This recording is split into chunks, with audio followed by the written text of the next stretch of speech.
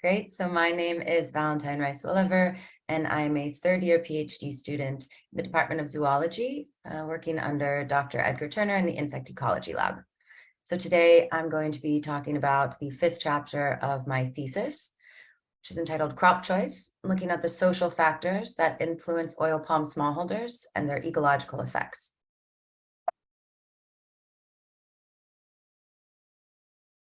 So for a little bit of background, although I'm sure we're all aware of the plight of palm oil, it is the world's most traded and also controversial vegetable oil. So palm oil, or oil palm, which is processed into palm oil, covers nearly 20 million hectares of land, mostly in the tropics, and is responsible for about nearly 1 million hectares of expansion annually. This expansion comes at the cost often of natural forests. Palm oil is responsible for about 0.5% of global deforestation. And the land that's converted from natural forests into oil palm plantations has markedly lower diversity across taxa. It has 50 to 90% lower mammal diversity than forests, and large impacts also on insect communities. But the reason why palm oil is so ubiquitous and prolific is because it has 5 to 9 times the land use efficiency of other vegetable oils. So it's an incredibly efficient crop.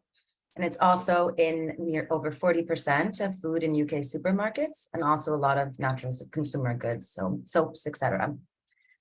A lot of this production is done by smallholders, and so these are defined as farmers who are working on plantations less than 50 hectares of size.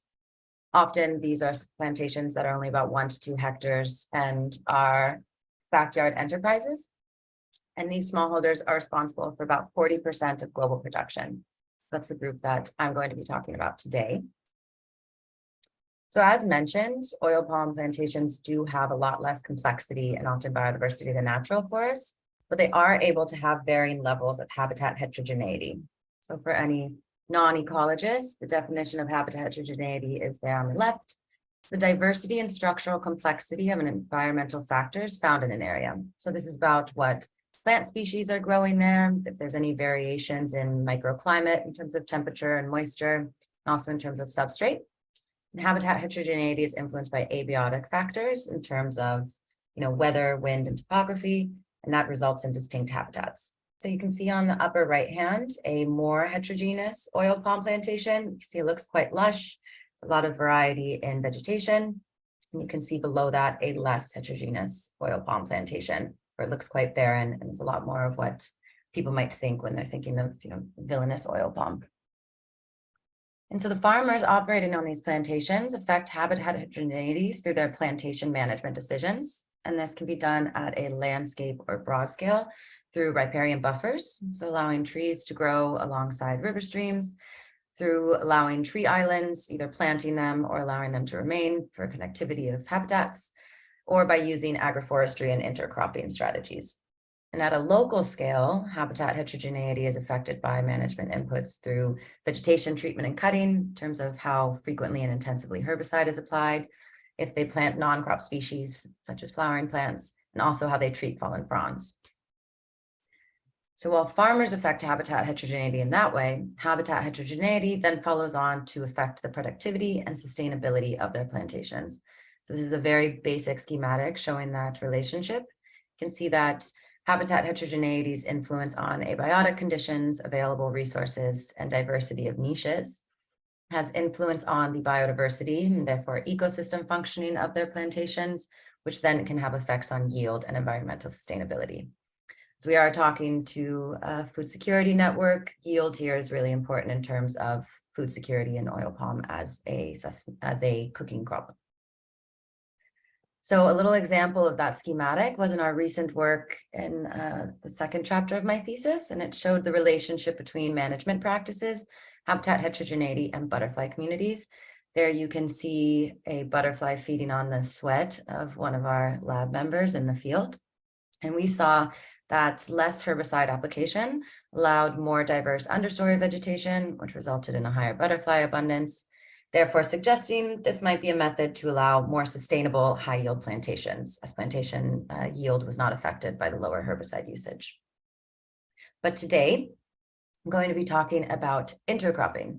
And intercropping can help support habitat heterogeneity, therefore food security and income, and is more common in independent farmers. So because oil palm has a 20-year productive lifespan, replanting is a very infrequent decision made every quarter century, but it is incredibly important as it has long-lasting effects. But the polyculture growth of oil palm alongside other crops is only really possible in early years due to the shading later done by large oil palm plants. And so non-oil palm crop yield can help contribute to family sustenance and food security or plantation sales.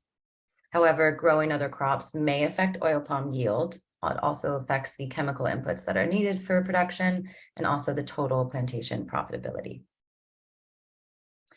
So in order to look at intercropping and habitat heterogeneity, we used a case study to investigate the links between smallholder farmer replanting decisions and plantation ecology. So we looked at farmer socio-demographics and personal attributes, how those might affect their opinions and attitudes, what effect that has on replanting decisions, management inputs, and then the onflow into the plantation ecology and environment.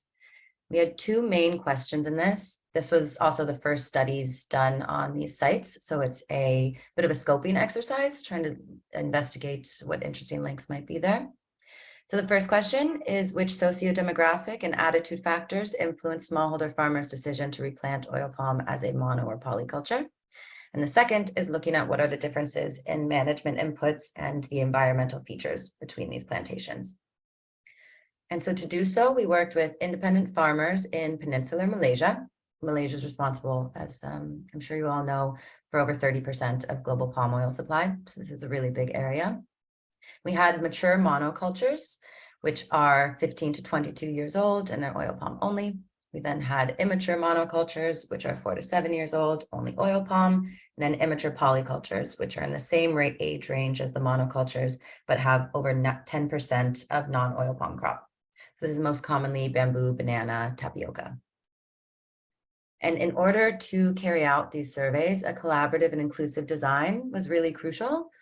So this was part of a multi-year collaboration with University Putra Malaysia. You can see there on the upper left-hand side, Jake Stone from the insect ecology group, looking very sun protected, with Zaki, a collaborator from University Putra Malaysia. And this is also part of a broader BBSRC translation grant that involves an NGO, the government, and private sector companies carrying out similar surveys in other locations. And then a really important stakeholder was the smallholder farmers. So as these were done via interviews and surveys, they were both a source of information and also the receiver of the information, and findings would cycle back to them through workshops and visits to their homes. So to answer the first question and the first part of the surveys was social surveys, which were done through open questions, closed questions, Likert scales and ranking, with a one-on-one, 1 hour interview with the smallholder farmers. We looked at 3 different aspects. We asked them on their socio-demographics, which includes education level, household size, and income, their perspectives in terms of their opinions on attitude and the oil palm industry and what they define as their motivating factors, and also on their management inputs in terms of fertilizer and herbicide application. Then the second facet of this study was ecological surveys. And so this was looking at the environmental differences between mono and polyculture plantations. These were done by Jake and Martina in the lab, seen on the bottom left-hand side. And they looked at soil quality in terms of moisture and pH, ground cover in terms of vegetation type and abundance, epiphytes and richness in species, and also some factors of palm health in terms of herbivory, fungal, and rhino beetle score. That was the setup. And for our results on that first question, we did a stepwise regression, and PCA showed that there was no significant difference in socio-demographics or attitudes between the groups. So the green here on the PCA is immature monoculture, the blue is immature monoculture, and the orange is immature polyculture, and that remains consistent throughout the presentation. So while socio-demographic factors didn't vary significantly between the 3 groups, the factors that had the highest loadings and were most important on pull were if the farmer was an actual landowner of the plantation, if they're involved in another employment outside of agriculture, their age, and their income per hectare. So a lot of socioeconomic factors were the ones that had the most influence on differences between the groups. In terms of attitudes on the right-hand side, it was also a non-significant difference. And the factors that came out as most substantial were what the respondents said the influence of their neighbors' actions had on them, and also their decision-making factors in terms of herbicide and fertilizer applications. If they said they were influenced more by suppliers, by neighbors, by their own practices, or by scientifics. And it looked like it was really about those farmers who relied on suppliers for information and who were price dependent. Breaking that down through box plots, we saw that there's little variation in demographics between the groups again. So this first is age with the same color scheme. The average age was roughly quite similar, but there's the least variation in polycultures. In terms of household size, the households were slightly larger in these mature plantations, and they were a little bit more varied in the immature monoculture plantations than in any other. Education level, the 2 here is like an elementary school, whereas 3, which was the average for mature monoculture, was like middle school. And so there's not a significant difference, but there's a lot less variation in immature monocultures. And then we also looked at some of the resulting factors from their cultivation. So socioeconomic averages were similar, but there's more variation in polycultures and yield, and mature plantations varied more in total household income. So once again, moving from left to right, we saw that the yield per hectare was both lower and more varied in immature polycultures, highest in those immature mono. And we also saw that their income per hectare from oil palm was really similar across all groups, but with the greatest range in the mature plantations. In terms of total household income from all sources, agricultural and otherwise, it was lowest in the immature polycultures and had the most range in the mature plantations, and was also slightly higher in mature plantations. So what does that really mean in light of our first question on the socio-demographics and attitudes that differ between these groups? Shows that there's no really typical polyculture farmer. So that suggests that targeted initiatives can help shift management, as everyone might be able to be shifted into polyculture. Yield was really similar between the immature plantations, which suggests that a polyculture cropping strategy might be an opportunity to diversify habitats and incomes without any effects on productivity and yield. We also saw that what the farmers reported as their major influences on their fertilizer decision-making were really valued. And as fertilizer, as I'm sure you all know, is incredibly important to ecosystem health and also crop yield, might be an area for management assistance programs or educational objectives to target their best practice initiatives. So then we move on to question 2, which is where we were looking at management inputs and environmental measures. And while management inputs did not significantly differ in terms of the 3 groups, environmental measures did. So here on the left, we have their management inputs. While it was non-significant, the highest impact was felt from the herbicide location in terms of where they were spraying their herbicide, where they ended up selling their oil palm yield, and how they treated wildlife. So poisoning or shooting of wildlife to repel them was the most intense and extreme action in terms of wildlife repelling. In terms of environmental measures, which was statistically significant, you can see the 3 groups started to rotate around the PC1 axis. And that was due to differences in ground cover, so the amount of ground that was covered by other non-crop vegetation, and epiphyte richness in cover and palm fungal score were the other significant factors for environmental features. So once again, you can see the breakdown from that displayed in box plots. So it showed that polyculture plantations were using more herbicide and fertilizer, and also showed more variation within the groups. So here you can see the herbicide amount in liters was higher in immature plantations, this orange group, quite a bit lower in mature monoculture plantations, and they also had the least variation. And cost responded in kind, predictably. They were therefore also the ones having the highest cost in Malaysian ringgit per hectare for their herbicides. In terms of fertilizer, they were roughly similar between groups, but slightly higher in immature polyculture plantations.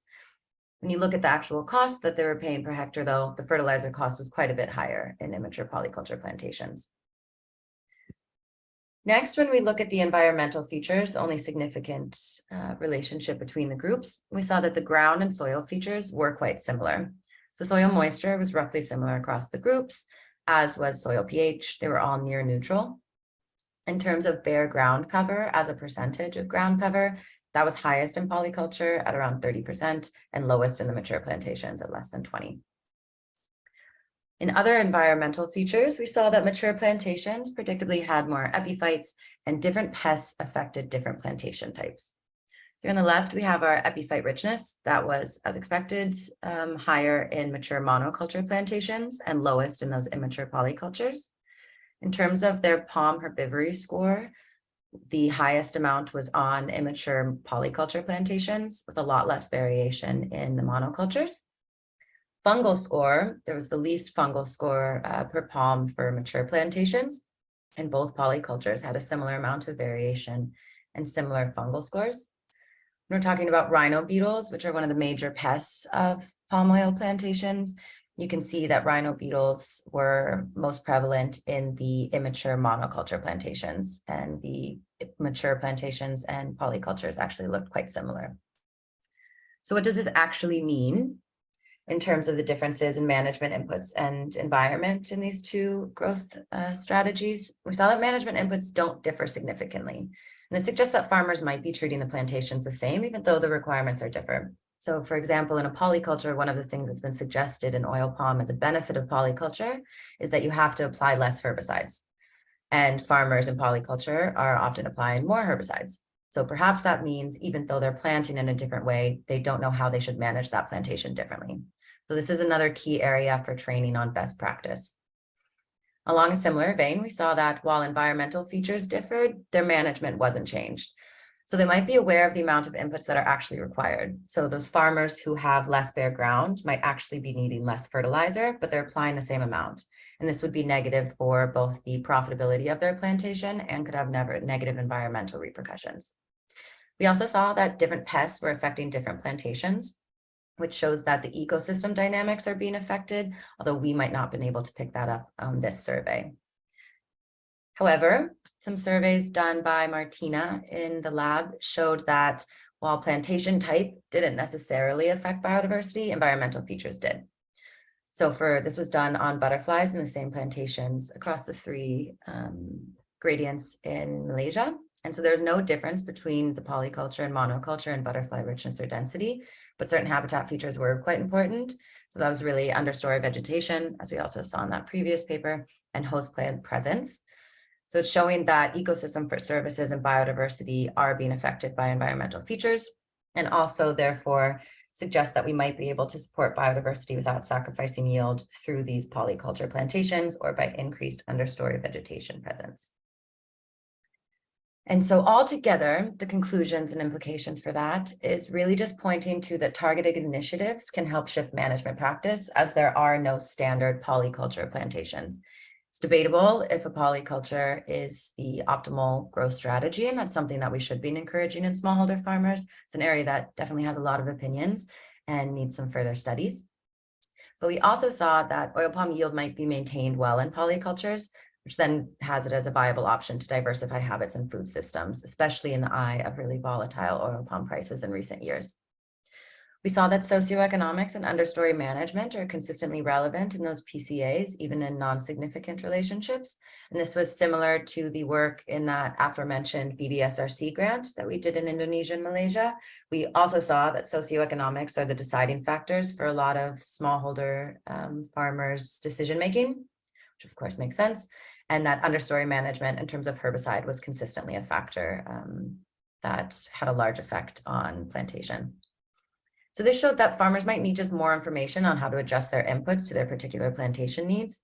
As we do work with NGOs and management assistance schemes, we're hoping that the results of this can feed back so that they can better target their education programs and workshops.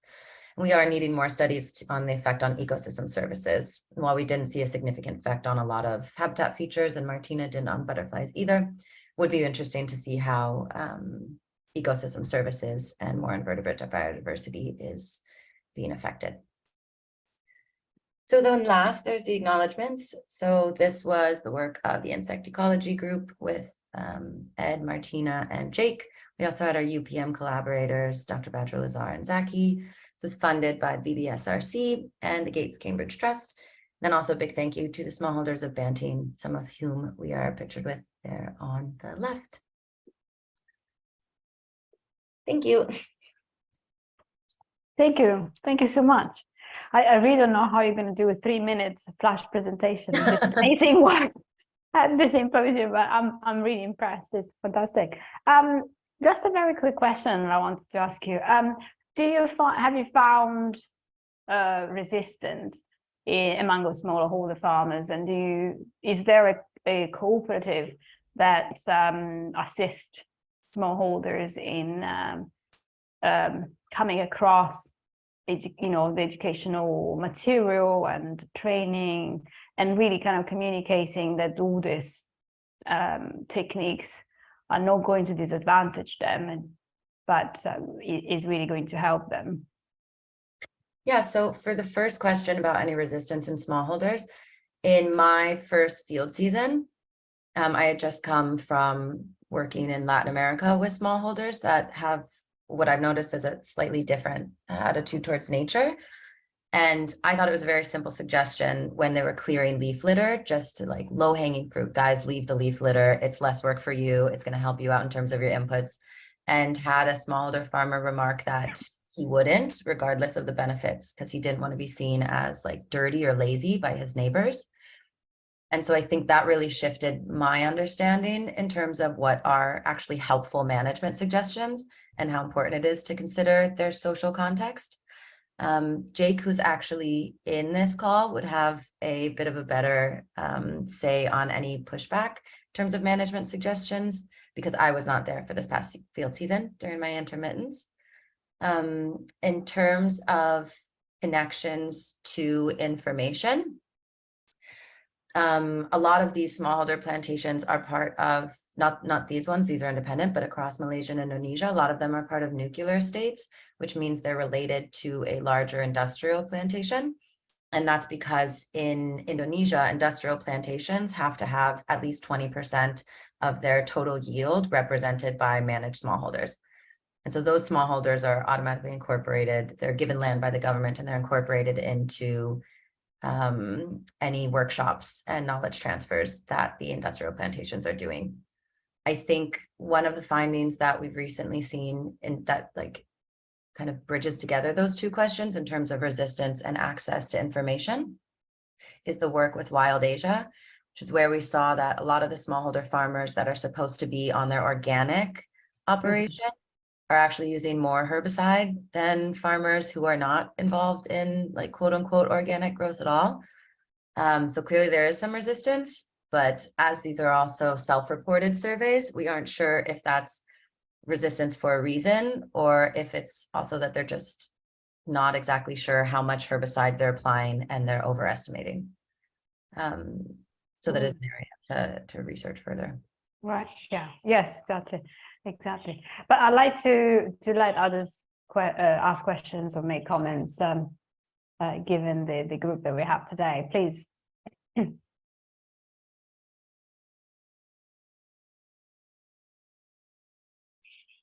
Anyone would like to ask a question or make a comment?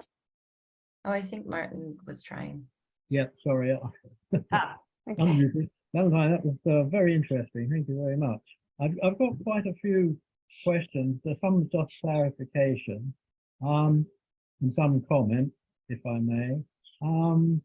It was interesting that the land tenure setup didn't seem to be a significant factor, but i.e. there was no difference between those who were flat out owners of their holdings as opposed to those who were managing it on behalf of third parties, which is quite interesting, I think.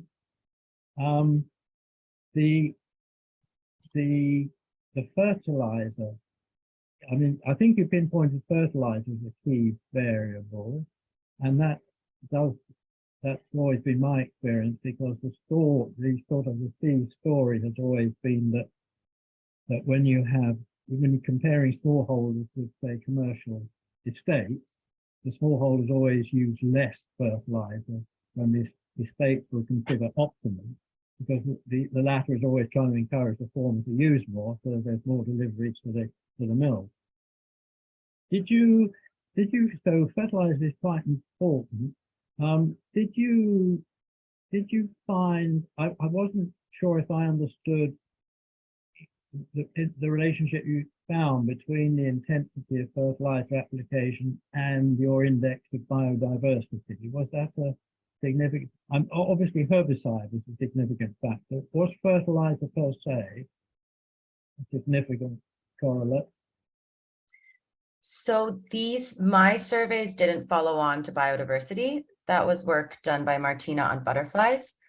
And she didn't, her paper's currently in press, but she didn't see a significant difference in butterfly abundance on fertilizer. In the paper that looked at the first mentioned paper on butterflies and understory vegetation, that was in industrial plantations. So they're having a pretty high level of fertilizer anyways. Right. And herbicides were, and understory management were what had the significant effect on butterfly biodiversity.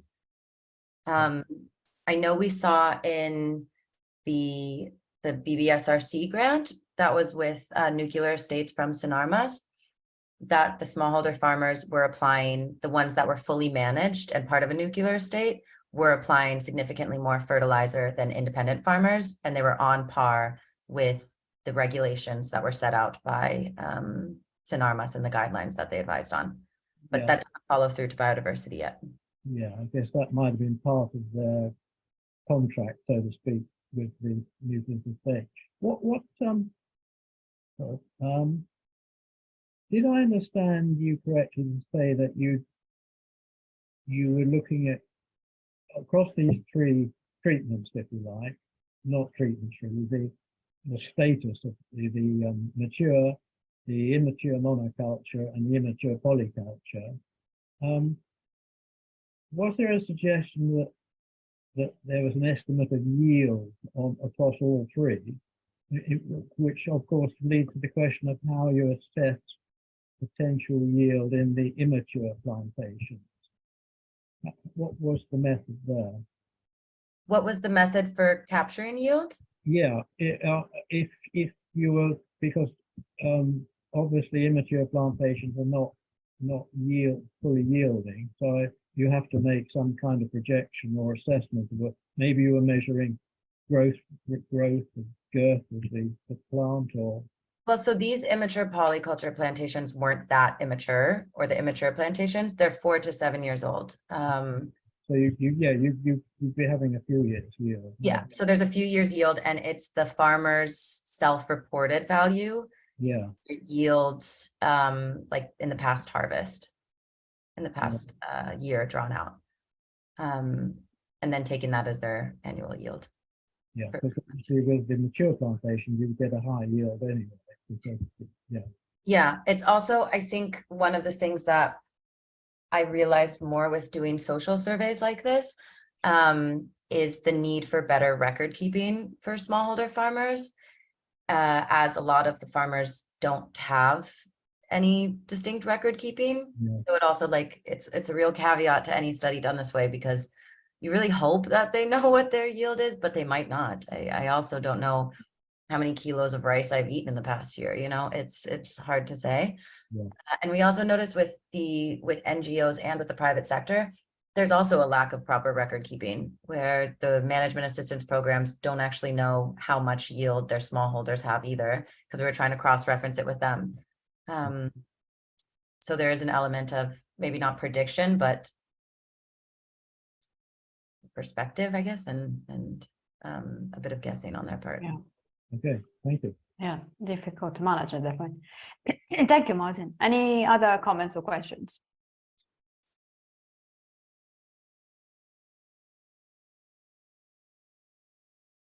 Sorry, I have a quick one as well. Yeah. Yes, sorry that my camera's been off.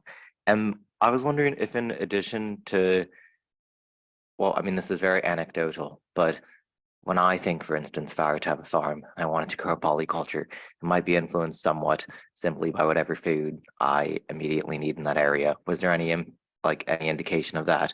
Whereas people who are growing it purely for subsistence, just because it was like exactly what they preferenced, essentially?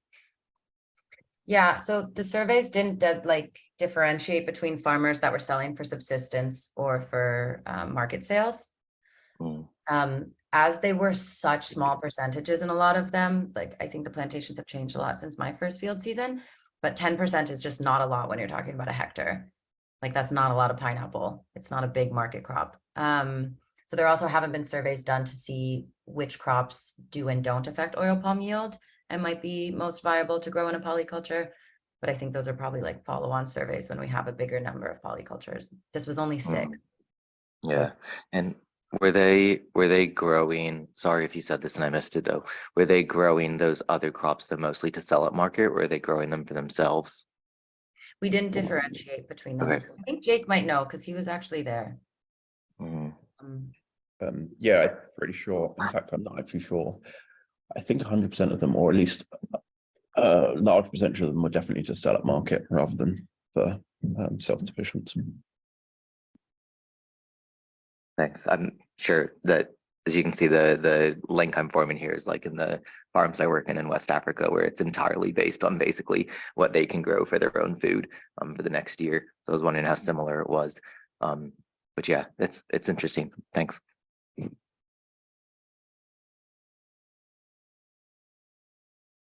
Thank you, Michael. That was interesting. Anyone else?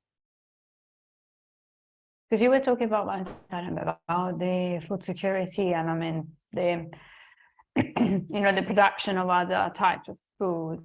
But I'm not sure if you covered what they grow, what they can grow, unless I've missed it. What they can grow in a poly. Intercropping. Yeah, when you were talking about intercropping. So it's most commonly pineapple and tapioca, lots of banana. So it's a lot. It's fruit. Okay. Really? Still up, Tubular? but not really using the kind of Cover the crop. sub layer. No, okay. Nothing would grow because it's too dark, or could that be also exploited? In terms of like a legume cover crop kind of thing, I think Yes. I think it's like you could probably grow them for a shorter amount of time. And it's also, if they are selling for market, like Jake said, for 100% market, you get a higher profit on seasonal fruits. So in terms of food security, I think palm oil is interesting because it is in so many food products and it is such a relevant cooking oil. But in Malaysia and Indonesia, it's not the same as like where Michael's working in West Africa, where it's still like very much used as a major cooking oil. A lot of it's just for export. So in terms of food security effect of intercropping, I think the main impact is probably through like occasional like fruit consumption or just increase household income from market crops. But as we saw, the household income was higher in mature monocultures.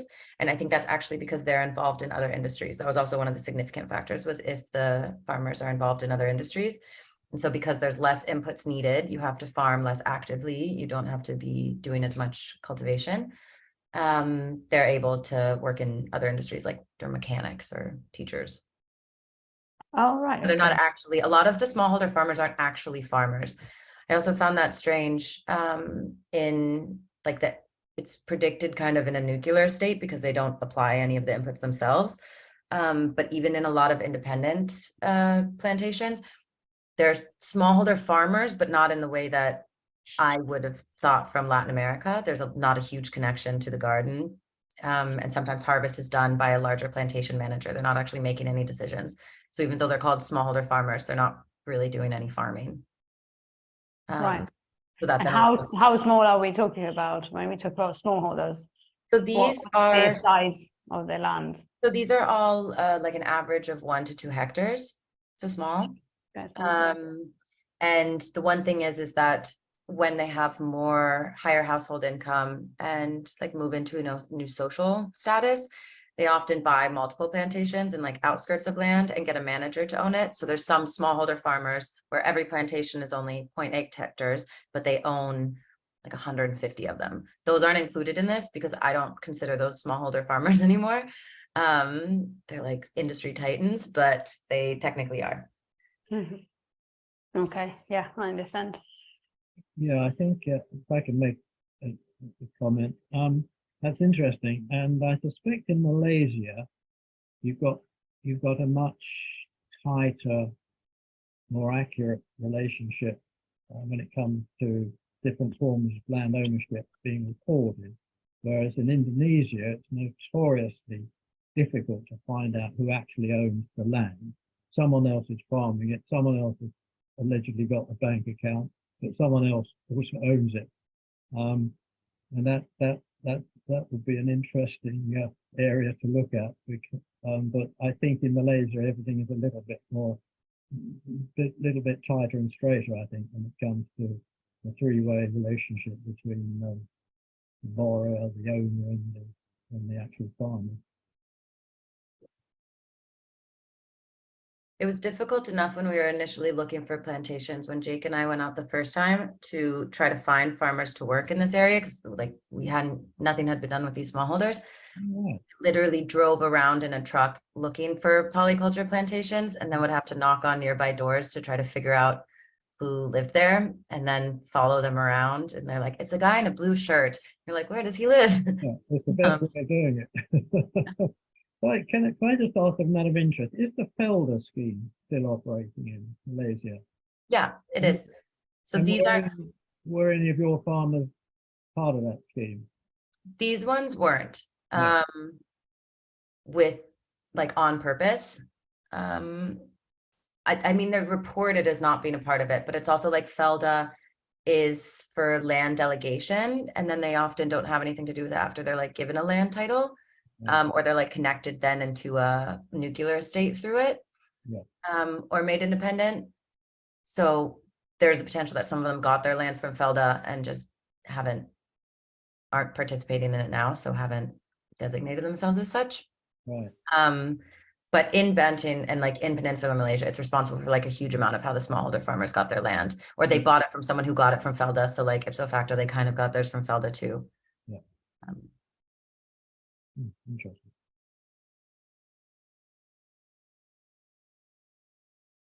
So what's next in your work now? What's missing? What is missing? Not much for me to do, not much. So I have to finish up the discussion on this paper and send it to co-authors, and then my 5 chapters are done.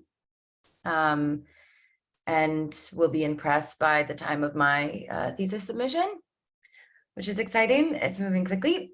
And but then there's some follow-on projects that are actually really interesting. Done Becky in our lab as a postdoc who's starting to work on riparian areas and is going to do similar surveys in terms of what are the socio-demographics and attitudes that make farmers more likely to maintain riparian areas. What are the management inputs, and then what are the ecological repercussions, like following through to biodiversity in a longer survey. Also some cool stuff in these sites that's supposed to be getting done. It's a bit delayed at the moment, and that won't be part of my thesis, but I'll work on it anyways. And it's on herbicide application. And I think this is actually quite an exciting one. I like the way that's set up. It's a little bit cleaner. It's where we're going to set up in experimental plots in smallholders plantations.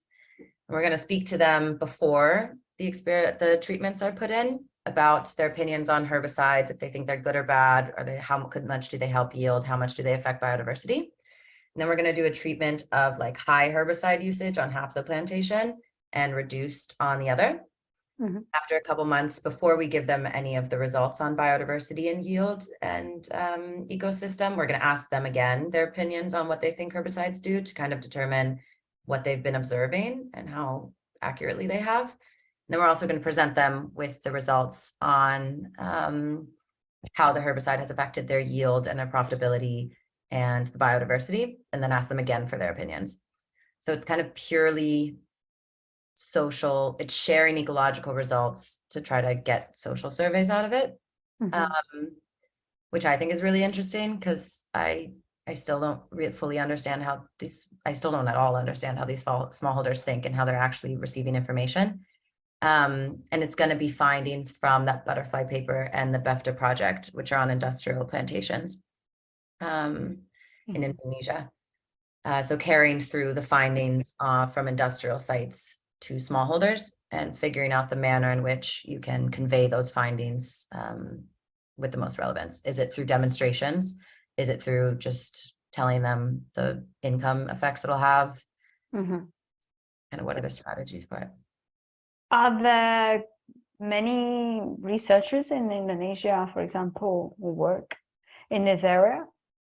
And Tons. I support? mean, Yes, I guess right. it's all relative. It's like less people, I guess, that work in marketing in London or whatever, probably less people that work for Google, but I think it's a huge amount. There's several large scale industrial, like environmental manipulation projects. So there's BEFTA, which Michael has worked on before, and I think Jake has too, and that's where my butterfly papers came from. That's a collaboration with the private sector. There's efforts which just released that Nature paper that's about the results of their long-term biodiversity surveys on industrial plantations. I mean, it's a really big area. It's such a big crop for Indonesia and Malaysia, which is like 85% of global production. There's a lot of people working in it. We're a whole lab. I mean, from Indonesia, you mean? I mean, in academia, right? Okay. Great. That's good to know. Great. Anyone else? Any more questions or comments? I'll just ask one more. All right, and I hope this is a fair one to ask, but it's that, like, I feel like that people are constantly talking about the need to work with oil palm smallholders and to do research with them. And you've clearly done loads with them. You've talked with them. You've done the groundwork. You've done the lab time. Like, what do you think is the future of like the research? Like, what are the questions that need to be answered next? Sorry, I realize that's a not very nice question for me to ask, but in the sense that I'm curious as to what do you think is actually that research gap that needs to be answered? That's interesting. I think we should all answer it. I would say, what do I think is most pressing in smallholder oil palm research? I honestly think first and foremost is like, do they actually care about any of this in the sustainability work? Like, I don't think a lot of the smallholders that I've worked with in Malaysia do, which is totally fair enough. Like, it's not of interest to everyone. Colonialism, I think, has given Malaysia and Indonesia like a very interesting relationship with nature, and through like no fault of their own. So I think it's kind of, in Germany, you have the Eigenfrage, which is like the question that makes the Eigen question. It's a question that makes the answer to all follow-on questions irrelevant, because like if that's a yes or a no, then who cares? So I think it's just if smallholder farmers actually care about this, or if they're just seeing it as like a money-making like object, the same as like my Excel would be or PowerPoint is for a consultant. And if that's the case, then it's really just about how to like just transferring the findings from industrial plantations onto their plantations as quickly as possible and giving them the highest yield as possible, in order to reduce like future land usage. I think it might be different just from, I've only seen a couple oil palm plantations, and that was before my PhD in Latin America. But from other work in Latin America, I think it might be a yes, because of a different attitude towards nature and like connection to nature. But I mean, oil palm is just such a behemoth, and it just like really like has a grasp that they also might not care. So I think that's probably the number one question, is just doing a little survey, seeing if they care at all. And if not, what do they actually want help with? Because I feel like we're like so much in smallholder research, you're like helicoptering down and you're like, we love butterflies, so you should too. And they don't like caterpillars. So like, they don't have to love butterflies. And we're kind of imposing like our opinions towards nature and our desire for conservation on people that haven't had the same opportunity to like profit from nature the way we have in the the Western world, where we've already killed all our biodiversity. Why don't they also deserve to kill all their biodiversity? And like, we buy it back from them, like they should profit also off of the land. Yeah, so I think that'd be my question. Cool. Yeah, I mean, that seems like good to start at base principles. Yeah. Thanks. Yeah, maybe learn from our mistakes, perhaps. Yeah, it was brilliant. I think there's another book coming there, which is your side comment about the relationship between colonialism and attitude to conservation of small farmers. I mean, that's a very, very interesting subject. I mean, I think there's definitely something there, and if you ever feel like developing that theme, it would be brilliant. It's something I haven't read on, but I think we've all talked about, like Ed has mentioned it. I think you guys have also mentioned it in smallholder work. I was talking to Ingo Grass from Efforts. And he also reflected that there's like a real attitude of like taming nature and pushing it back and not being a part of it. And a lot of smallholders that have been part of like land reclamation schemes and recent colonialism. Yeah, it is an interesting one. Postdoc, I guess. Yes, plenty of work to do, Valentine. There won't be anything missing at that point. Great. Well, that was really good, and I'm really looking forward to the flash presentation as well. That's fantastic. Thank you so much. So, unless there are any more comments or questions before we close. No. Thank you again. Thank you again for joining us. Thanks everyone, especially given the wonderful weather. You've dedicated an hour and miss out of some sunshine. So I hope that you'll still be able to go out. And I will see you not next Friday because we're having a break, but the following Friday to mark World Oceans Day. And we have two people, in fact, a PhD and postdoc, talking about healthy seafood and sustainable seafood. So I'm really looking forward to that. So do join us in 2 weeks' time, and yeah, have a good weekend. Thanks so Thanks, much, everyone. guys. Have a good Thank you very Nice to much. see you all. Thank you. Bye-bye. Bye-bye.